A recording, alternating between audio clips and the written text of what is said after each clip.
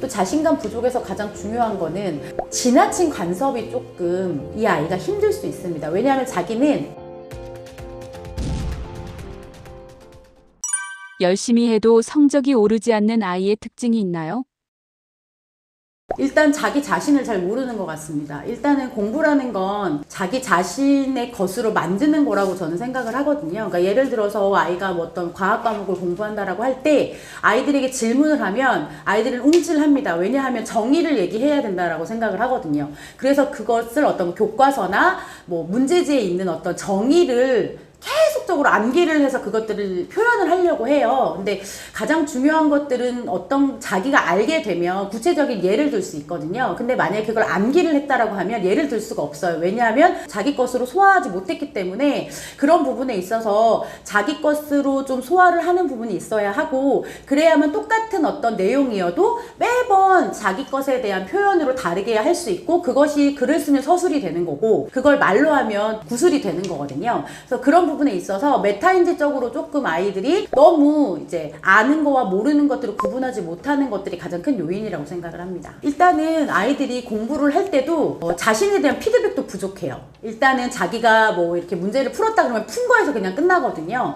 그게 뭐 문제지의 어떤 뭐 횟수, 그 다음에 많이 본 횟수, 뭐 아니면 권수, 이런 걸로 자신이 되게 많이 알고 있다라고 생각을 하는데, 그런 거에 대한 피드백이 상당히 부족합니다. 특히 자기 스스로에 대해서 자기가 이것들을 왜 모르는지를 파악하지 않고 그냥 많이만 풀면 되겠지라는 생각으로 그런 피드백도 부족한 뿐더러, 또 학부모님들도 일단은 아이가 모르는 거에 집중하기보다는 틀리는 거에 집중을 많이 하시기 때문에 피드백을 되게 부정적인 피드백을 많이 주세요. 그래서 그런 부정적인 피드백이 아이의 자신감을 좀 더 이렇게 낮출 수 있는 그런 조금 위험한 요인이 아닐까 싶고요. 그런 걸로 인해서 나는 못하나? 난 원래부터 안 되나? 좀 정서적인 불안감도 같이 오기 때문에 그런 부분도 분명히 이유가 될 거라고 생각합니다.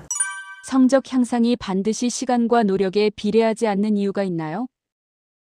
일단은 물론 시간과 노력에 절대적으로 비례하지 않는다는 얘기는 아니지만요. 일단은 시간을 어느 만큼, 누구나에게 24시간은 존재하는데 그 시간을 어떻게 나의 시간으로 잘 쓰느냐, 그러니까 가장 나에게 맞게 쓸 수 있느냐가 가장 중요한 것 같고요. 그것에 대해서 또 이제 우리가 성적 향상을 할 때 내가 아는 것과 모르는 것을 잘 구분을 시켜야, 내가 아는 거에서 10문제를 풀고 모르는 걸 90문제를 풀어야 하는데 그냥 모두 100문제를 풀고 있는 거예요. 그러면 시간은 시간대로 가고 노력은 노력대로 가지만 그것에 대한 어떤 성적에 대한 뭐 만족감이라던가 자기가 뭔가를 하고 있다라는 거에 대한 만족감이 되게 많이 부족한 것 같습니다.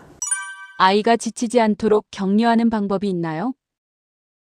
칭찬이라고 하는 건 이제 다른 어떤 전문가님들도 많이 말씀을 하시지만 결과에 대한 칭찬은 그때뿐인 것 같고요. 그냥 이건 그냥 내가 해냈다라기보다는 그냥 뭔가 숙제를 해낸 느낌으로 아이들이 받아들일 수 있거든요. 그러니까 뭔가 과한 칭찬을 이렇게 크게 하지 마시고 그냥 잘잘하게, 요런 부분에 있어서 이거 저번에 몰랐었는데 이거 잘 맞았네, 이거 어떻게 맞은 거야? 근데 만약에 혹시 아이가 엄마 그거 사실은 이렇게 하다 좀 찍었어 라고 얘기를 해도 그래? 그래도 찍는 것도 실력이라고 하잖아 라고 하면서 조금 오버하시면서 과정에 대해서, 그리고 좀 세세한 부분에 있어서 구체적으로 칭찬을 해주시는 게 훨씬 더 좋을 것 같습니다. 그래야 엄마가 혹은 선생님이 나에게 관심이 있구나라고 생각을 하고, 아이는 분명히 표현을 하지 않을 겁니다. 좋다는 표현을 하지 않아도 그것들이 꾸준히 된다라고 하면 저분이 나를 믿고 있구나라고 하는 신뢰성이 바탕이 되기 때문에 좀 더 열심히 하려고 하는 동기부여의 어떤 시초가 될 수 있습니다. 자신감 부족이 성적에 미치는 영향이 있을까요? 아무래도 자신감이라고 하는 건 감정을 컨트롤하는 부분이니까요. 이제 자신감이라고 할 때는 그게 뭐 대부분 다 뭐 성적이 잘 나와서 자신감을 갖고 이러는 건 아니거든요. 중요한 건 자기가 분명히 알 겁니다. 그 자신감의 부족에 일단은 영향이 되는 건 아무래도 학습에 있어서 좀 많이 시간적이나 이런 것들을 많이 투자를 해도 안 되니까 나는 노력한 거에 비해서 되게 안 돼라고 생각을 하면서 자꾸 좌절하는 아이들이 있거든요. 그래서 거기에서는 일단은 쉬운 문제부터 조금씩 확인을 해야 되고, 쉬운 내용부터 조금 더 확인을 해야 되고요. 또 자신감 부족에서 가장 중요한 거는 지나친 간섭이 조금 이 아이가 힘들 수 있습니다. 왜냐하면 자기는 정말 열심히 하려고 노력을 하는데 주변에서 그런 거 있죠. 저도 아마 느꼈었던 것 같은데, 공부를 하려고 딱 마음을 잡아서 딱 책상에 앉았는데 갑자기 엄마가 문을 열면서 너 아직까지 공부 안 하고 뭐하니?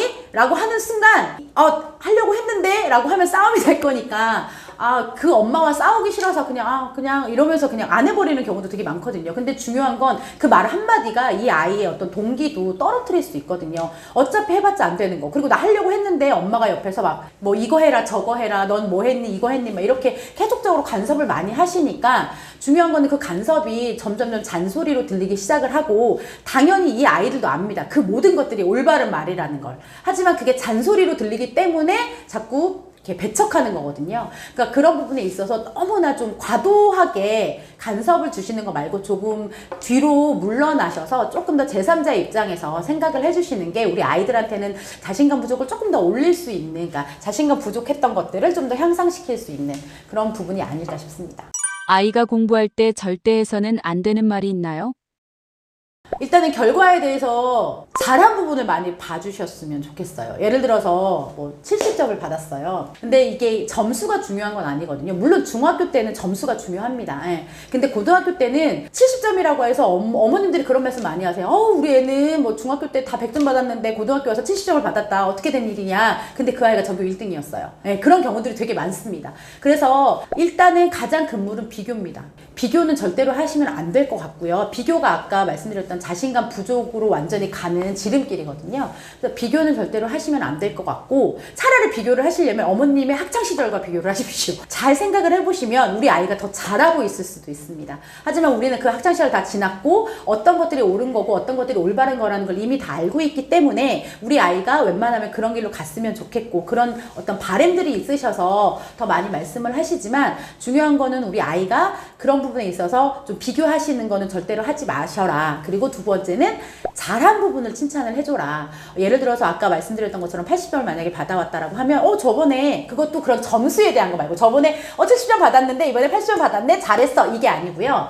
저번에 이런 문제 자꾸 어려워했었는데 이런 부분에 맞았네. 너무 이런 부분에 대해서 네가 좀 잘 팠나 봐. 그래서 너무 잘 됐다, 너무 잘했다라고 그런 구체적인 부분에 대해서 칭찬을 해주시는 게 훨씬 더 좋고요. 제가 꼭 말씀드리고 싶은 건 부모님들과의 어떤 시간을 일주일에 한 번 혹은 2주일에 한 번씩은 꼭 가져서 어떤 일이 있어도, 이게 싸웠든 아니면 사이가 좋았든 이 시간은 그래도 부모님들과 함께 있을 수 있는 시간. 중요한 건 그걸 아이들이 선택하게 해주시면 좋을 것 같습니다. 무엇을 하고 싶은지를 아이들이 선택하게. 만약에 아이들이 엄마 나 그냥 핸드폰 게임 하고 싶어 그러면 핸드폰 게임을 하게 두는 게 훨씬 더 좋습니다. 예를 들어서 여행을 갔는데 이 아이가 핸드폰만 잡고 있었어요. 그랬더니 어머님이 너는 여행까지 와서 이렇게 핸드폰만 들고 있고 너를 위해서 이렇게 왔는다면서 계속적으로 이제 지나친 간섭과 잔소리를 많이 하시더라고요. 그러다 보니까 그 여행 자체가 너무 지옥인 거예요, 이 아이한테. 예. 그래서 어머님은 어머님 나름대로의 지옥이고 아이는 아이 나름대로 지옥이고 이렇게 되거든요. 그래서 가장 중요한 건 아이가 하고 싶은 걸 일단, 물론 뭐 핸드폰 게임을 10시간 하고 싶어 라고 얘기를 하면 안 되겠지만, 중요한 건 그런 환경도 서서히 만들어 주셔야만 그 아이가 그런 얘기를 하지 않거든요.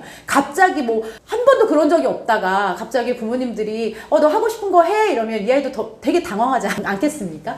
그래서 중요한 건 그런 환경을 조금씩 좀 만들어 주시는 게 가장 중요할 것 같고, 어머님들과 아버님들께 꼭 부탁드리고 싶은 건 그런 잔소리, 어떤 비교하는 잔소리, 그 다음에 어떤 결과에 대한 칭찬 말고 과정에 대한 칭찬, 그리고 좀 구체적인 칭찬을 해주시는 게 좋고, 또 부모님과 같은 시간을 보낼 때도 마찬가지로 그냥 어떤 말을 하지 않아도 일단은 아이들과의 시간을 1시간이라도 같이 보내주시는 게 분명히 이 아이들한테는 도움이 됩니다. 그래서 꼭 그런 부분은 당부드리고 싶습니다.